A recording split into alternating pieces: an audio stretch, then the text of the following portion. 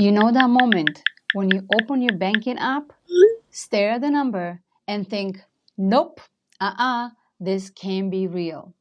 Like maybe the app is glitching. Maybe the balance is hiding in the cloud somewhere. But no, that's your reality.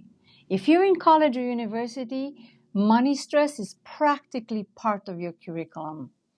And if you don't learn how to hack student life, you're going to graduate with more bills than memories. That's why today I'm giving you the survival manual, not the boring skip Starbucks tips. Real hacks, real stories, things that saved me thousands of dollars and helped other students stop panicking about money every semester. And at the end, I'll give you the exact financial roadmap I built for students and parents who want to thrive, not just scrape by. You're going to want this. Let's be real. College broke is different from any other type of broke. You got mustard and apple in the fridge. You're debating if ramen counts as vegetables? Maybe. And you're negotiating with your laundry like, can I stretch this t-shirt one more week? Please don't. Everyone tells you the same things.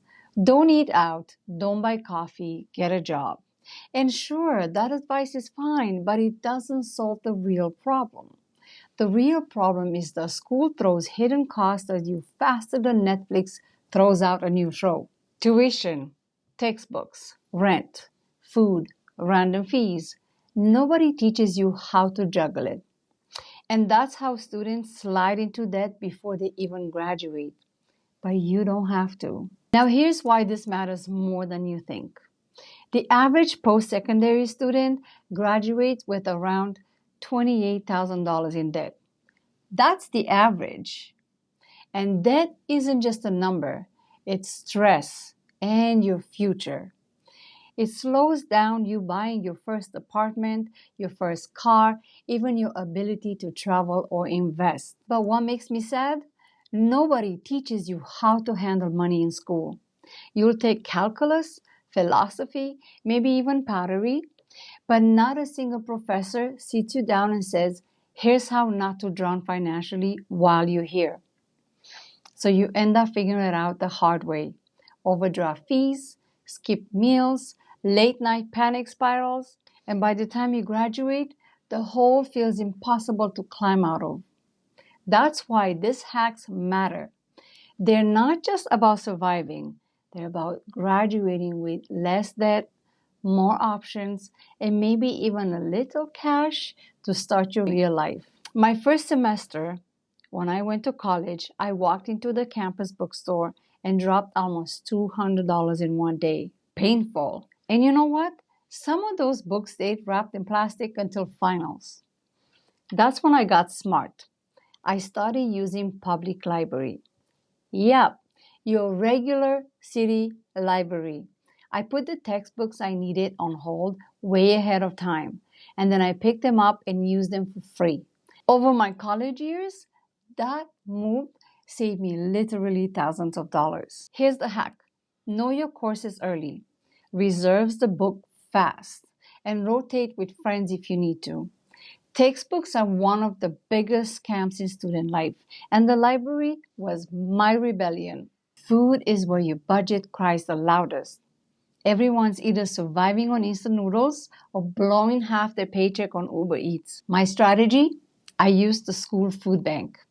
And if you've never heard of it, let me break this down. Almost every campus has a food bank for its students, stocked with essentials like canned goods, pasta, rice, cereal, even fresh produce. I use it regularly. I only bought the extras that the food bank didn't offer, like spices or fresh meat. On Sundays, I'd batch cook 3 meals for the week. Big pots of chili or pasta or stir fry or soups. Dinner was ready every night and is cheaper, healthier, and way less stressful than figuring it out at 9 p.m. when you're exhausted. And here's the bonus hack. Start a potluck club. Each person brings one ingredient. You cook together and suddenly you've got variety, community, and leftovers for days.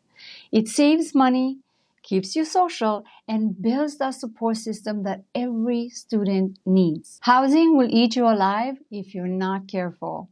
Check Discord servers for your campus, Reddit threads, or apps like Buttons or Kijiji. Students are always posting free or dirt cheap furniture when they're moving out. I once saw someone give away an entire desk setup just because they didn't feel like renting a U-Haul. And here's the sneaky housing tip. Look for mid-semester sublets. People drop out, go on exchange, or just want out of their lease. They're desperate to leave, which means you can negotiate cheaper rent or even get paid to take it over.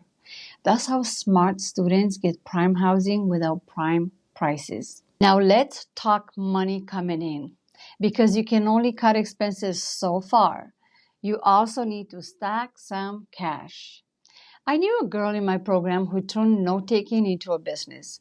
She had the cleanest, most organized notes you've ever seen. She'd upload them to a shared platform, charge a small fee, and suddenly she was making hundreds a semester. Another student I work with tutored high school kids on Zoom. Parents happily paid her $30 an hour for math help. That's double what she would have made folding sweaters at the mall. And then there's the gig economy. You can design TikTok templates from Canva, proofread essays, run social media for small businesses. Yes, they will hire you. Or sell digital downloads. The difference between broke students and thriving students realize the internet is a marketplace and their skills have value, even if they don't have a real job yet. Here's one that blew my mind. Your tuition covers way more than classes. Some campus career centers will offer free LinkedIn headshots and resume reviews. That's stuff people will pay $200 or more for outside. Same goes with the health center, like therapy, dental insurance, discounted car insurance, even workshops. Free. The gym already included. You're paying for all of this, but if you don't use it, you basically throw money in the trash. The next hack is serious. Credit cards on campus are given away like candy. Booths at orientation will offer you free swag like water bottles, pizza, even t-shirts if you sign up. And the problem? They hand out the plastic without the manual. I saw it happen in real time. A bunch of students got their first credit cards, went straight to the local pub, bought drinks, lunch every single day. By the end of the first semester, they maxed out their credit cards. Bills came in and they were crying because they didn't even understand how minimal payments or interest worked. Some of them destroyed their credit before finishing year one. That mistake follows you for years.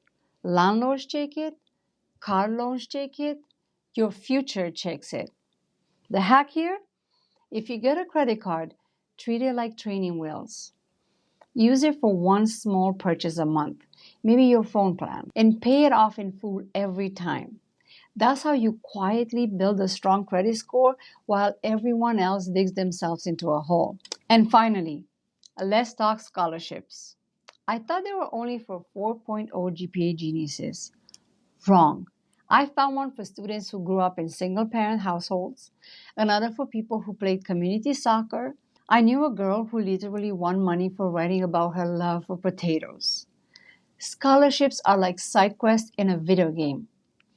One night of hunting, and you can walk away with $500, $1,000, and even $5,000. That's a semester of rent paid off with a couple of essays. Tell me that's not worth your time. And trust me, these hacks aren't just cute ideas. They work. By using the public library, the food bank, and meal prepping, I saved thousands of dollars. I've watched students turn side hustles into thousands of dollars a month online. I've seen people graduate with solid credit scores while their friends were still trying to escape debt collectors. This stuff changes the game. It gives you peace of mind. And peace of mind in school? It's priceless. But here's the thing. Hacks will help you survive. A roadmap will help you thrive. Survival is temporary, but thriving sets you up for life. That's why I created the financial roadmap for students and parents. It's the step-by-step plan to budget, save, invest, and graduate without the panic. It's not random tips, it's a system. So click the link below and book a session with me, because every semester you wait, it's another semester you're losing money. And I want to hear from you. What's the most creative broke student hack you've ever pulled off? Did you smuggle Tupperware into the cafeteria? Did you turn one box of KD into a week's worth of meals? Drop it in the comments. Share this video with that friend who claims they're broke but somehow has front row concert tickets. And you and I, let's build the ultimate broke student survival guide together. Stay tuned for your next video. Okay, let's go.